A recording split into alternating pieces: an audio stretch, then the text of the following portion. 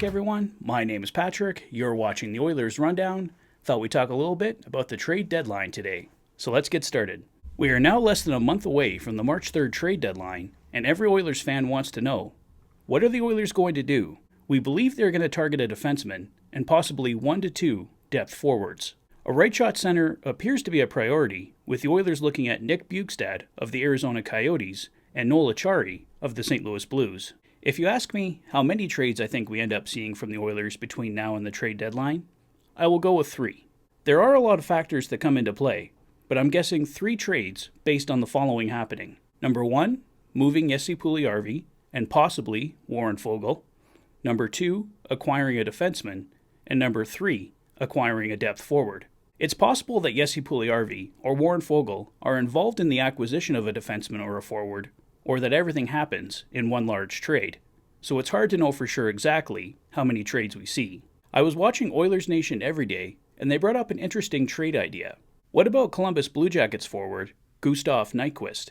Nyquist is currently on long-term injured reserve and will remain there for the rest of the regular season, so his cap hit of $5.5 million doesn't cost the Oilers cap space. He's a pending UFA, so there's no danger there going forward as well. Plus, he's a potential playoff add when he's able to return. In exchange for taking on that money, could the Oilers send the Blue Jackets Jesse Puljujarvi or Warren Foegele?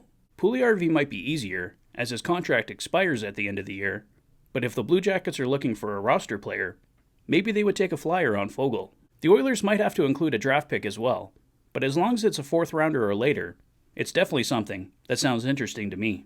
Nyquist had 10 goals and 12 assists before going down to injury, so he could prove to be a valuable depth piece when he returns. Here's a look, once again, at the Oilers' potential trade deadline targets that we've heard about so far. Out of this list, I would say Gavrikov, Lafferty, Taves, Bjugstad, Mikkola, and Acciari are among the most likely, with a player like Patrick Kane being among the least likely. And for Jakob Chychrun, your guess is as good as mine.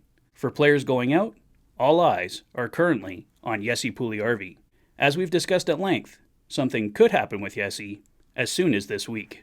Well, that's all for now, guys. Let me know your thoughts on Gustav Nyquist, what the Oilers should do at the trade deadline, in the comment section below.